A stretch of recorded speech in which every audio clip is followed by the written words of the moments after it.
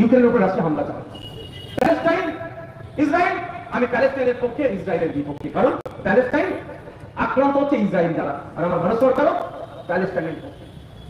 বাংলাদেশের সংখ্যালঘু হিন্দুদের উপর অত্যাচার হয়েছে, ছুটে চলে গিয়েছিলাম আমরা বাংলাদেশ দূতাবাসে, ওখানকার সংখ্যালঘু হিন্দুদের পাশে আমরা ছিলাম, কারণ ওখানে সংখ্যালঘুদের দ্বারা আক্রমণ হচ্ছে।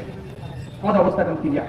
এবার বলুন আপনারা, মমতা ব্যানার্জি আপনাদের তো ভোটার মনে করে মানুষ হবে না, ভোট মিশনে আপনি ঠিক চলে আসবে, ওদের জন্য ভেবে সময় নষ্ট করে লাভ কি?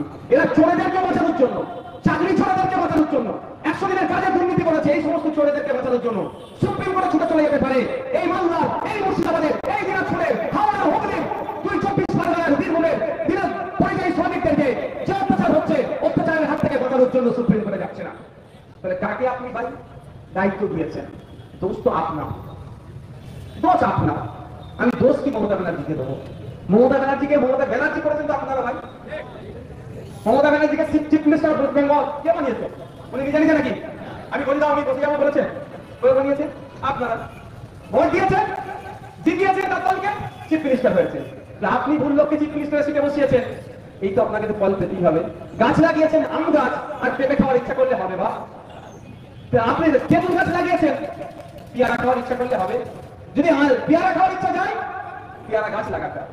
যদি মনে করেন জনগণের পাশে থাকবে, তাহলে জনগণের সরকার বানাতে হবে। আপনাকে কথা দিয়ে যাচ্ছি, 2026 সালে যদি জনগণের সরকার আপনারা বানাতে পারে, তাহলে আমাদেরকে যদি সুযোগ দেন, এখানে দাঁড়িয়ে বলছি, এই গঙ্গা ভাঙন আমরা একবারে হলো আজকে না পারলেও প্রতি বছরে গঙ্গা ভাঙনের জন্য 2 কিলোমিটার করে কংক্রিটের বাঁধ আমরা নির্মাণ করবো।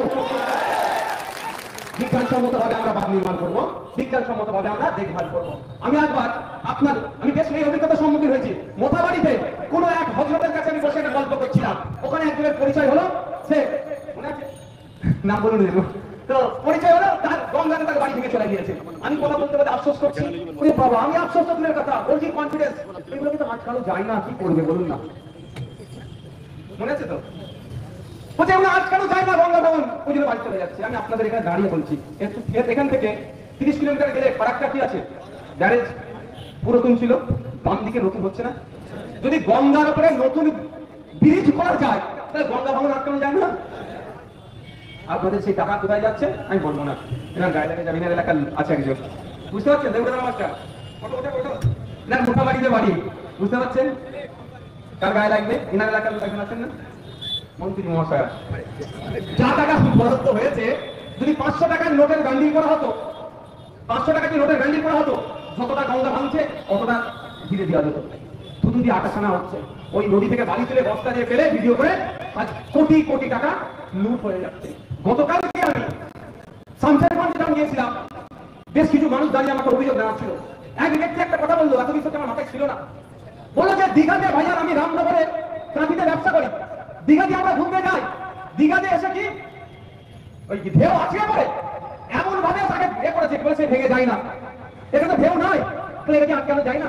বাস্তব কথা তো ভাই, দীঘাতে বলো ঢেউ পাড়ে আছিয়ে পড়ে, কিন্তু এমন কংক্রিটের বাঁধ নির্মাণ করেছে ভেঙে যায় না, এটা হয় না।